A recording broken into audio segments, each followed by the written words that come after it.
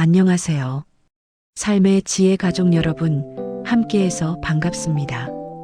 오늘 창밖을 보는데 문득 그런 생각이 들더군요. 우리네 인생이 계절과 참 닮아 있다고요. 뜨거웠던 여름이 지나면 서늘한 가을이 오고 이내 찬 바람 부는 겨울이 오듯 부부의 연도 시간의 흐름에 따라 그 색깔과 온도가 달라지곤 합니다.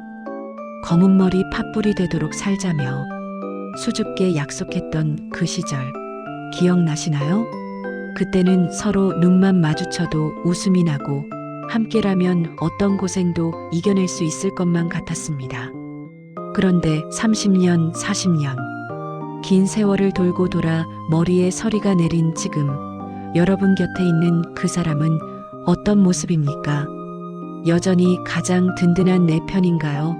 아니면 숨막히는 침묵만 흐르는 타인인가요?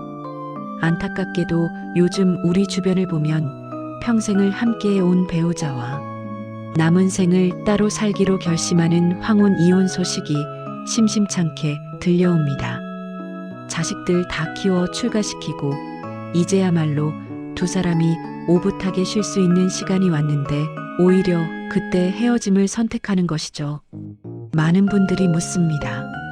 도대체 왜 그 나이에 헤어지느냐고요. 겉으로 드러난 이유는 성격 차이나 돈 문제가 가장 많다고 합니다. 하지만 여러분, 정말 그게 전부일까요? 단순히 성격이 안 맞아서 돈이 부족해서 수십 년의 세월을 끊어내는 걸까요? 오늘은 통계 숫자 뒤에 숨겨진 부부가 갈라어서게 되는 진짜 이유 3가지를 깊이 들여다보려 합니다. 어쩌면 이것은 남의 이야기가 아니라 지금 내 마음속에서 조용히 자라고 있는 균열일지도 모릅니다. 황혼 이혼은 어느 날 갑자기 하늘에서 뚝 떨어지는 날벼락 같은 사고가 아닙니다. 아주 오랜 시간 동안 가랑비에 옷이 젖어가듯 천천히 진행된 결과입니다. 처음에는 아주 작은 말실수였을 겁니다. 사소한 서운함이었을 테고요. 하지만 그 작은 틈을 제때 메우지 않고 방치한 결과 어느 순간 돌이킬 수 없을 만큼 거대한 벽이 되어버린 것입니다. 많은 부부가 60세 이후에도 친구처럼 오순도순 살기를 바랍니다. 하지만 현실은 냉혹합니다. 통계보다 더 무서운 것은 사람들이 끝내 관계를 끊어내게 만드는 마음의 이유들입니다. 3위부터 하나씩 짚어보겠습니다. 황혼 이혼의 진짜 이유 3위는 바로 서로의 감정을 내 일처럼 받아들이지 않는다는 것입니다. 우리는 흔히 가족이라는 이유로, 부부라는 이유로 예의를 생략하곤 합니다. 내가 굳이 말해야 알아? 척하면 척이지. 당신만 힘들어? 나도 밖에서 뼈 빠지게 고생했어. 오랜 세월을 함께 살다 보면 상대방의 고통이나 슬픔이 너무나 익숙해져서 무뎌지기 쉽습니다. 아내가 요즘 몸이 여기저기 쑤시고 마음이 허전해라고 말하면 남편은 위로 대신 나이 들면 다 그래. 운동이나 좀 해라고 핀잔을 줍니다. 남편이 직장에서 은퇴하고 어깨가 축 처져 있으면 아내는 이제 삼시세끼집에서 밥 차려줘야겠네라며 한숨부터 내쉽니다. 모든 삶은 흐른다 라는 책에는 이런 구절이 나옵니다. 우리가 진짜로 들어야 하는 것은 말이 아니라 말 사이에 숨어 있는 감정이다. 정말 뼈 때리는 말이 아닐 수 없습니다. 상대방이 내뱉는 거친 말, 혹은 투정 뒤에 숨겨진 외로움과 인정받고 싶은 욕구를 보지 못하면 대화는 겉돌 수밖에 없습니다.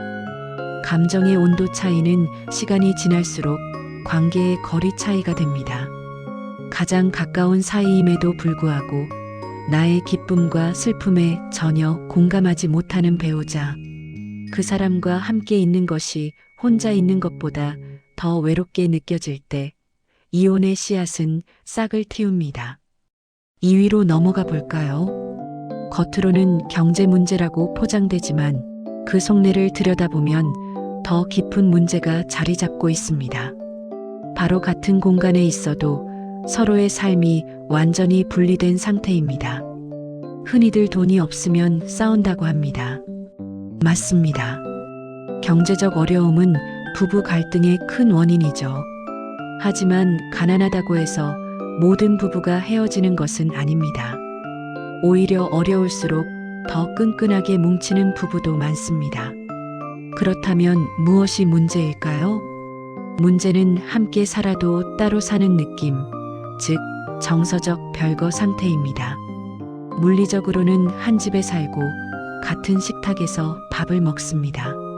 하지만 영혼은 이미 다른 곳에 가 있습니다.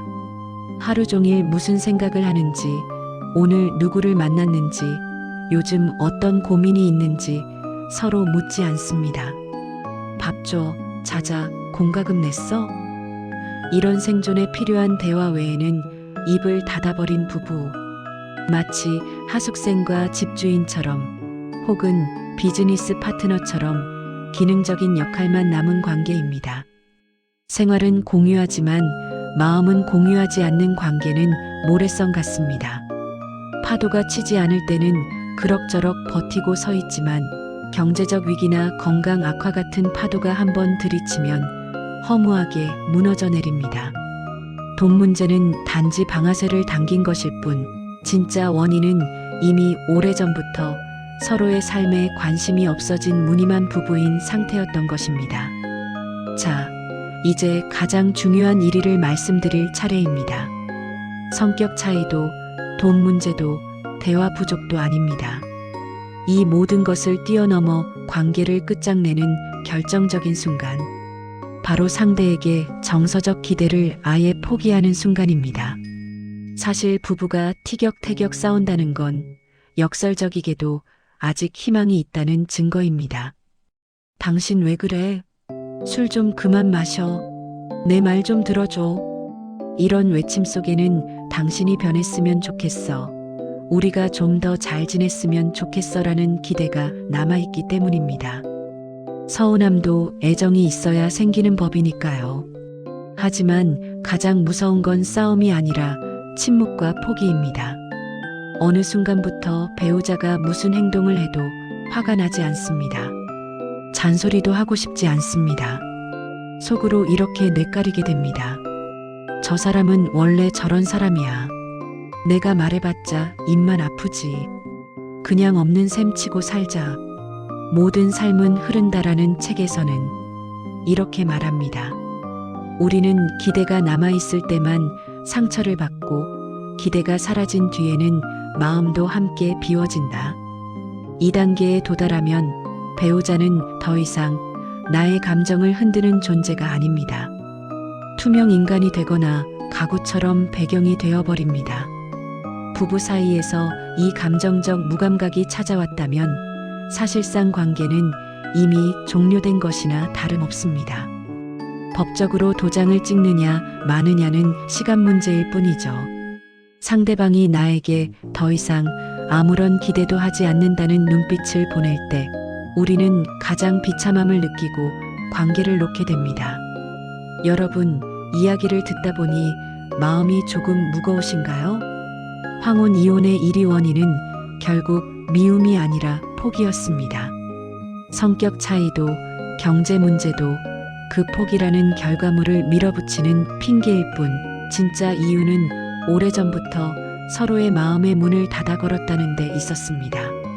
하지만 오늘 이 영상을 끝까지 보고 계신 여러분이라면 아직 늦지 않았습니다. 관계를 걱정한다는 것 자체가 아직 잘 지내보고 싶은 마음이 남아있다는 뜻이니까요. 거창한 이벤트나 선물이 필요한 게 아닙니다. 굳어버린 시멘트 바닥을 뚫고 올라오는 민들레처럼 아주 작은 관심이 기적을 만듭니다. 오늘 저녁 배우자의 눈을 한번 지그시 바라봐 주세요. 그리고 밥 먹었냐는 말 대신 공과금 이야기 대신 이렇게 물어봐 주세요. 오늘 하루 당신 마음은 어땠어? 별일 없었어? 상대의 말 뒤에 숨어 있는 감정을 읽어주려는 작은 노력. 그랬구나. 당신도 힘들었겠구나 라고 해주는 맞장구. 그 사소한 온기가 차갑게 식어버린 관계의 불씨를 다시 살릴 수 있습니다. 세월이 흘러 주름진 배우자의 얼굴에서 함께 고생하며 살아온 전우의 모습을 발견하시길 바랍니다. 미우나 고우나 내 인생의 가장 긴 증인인 그 사람과 남은 생은 적이 아닌 동반자로 걸어가시길 진심으로 응원합니다. 오늘 삶의 지혜 이야기가 여러분의 가정에 작은 생각의 씨앗이 되었기를 바랍니다. 영상이 마음에 드셨다면 구독과 좋아요로 함께 해주시고 댓글로 여러분의 삶의 지혜도 나눠주세요. 지금까지 삶의 지혜였습니다. 여러분, 오늘 밤은 어제보다 조금 더 따뜻하시길 바랍니다. 감사합니다.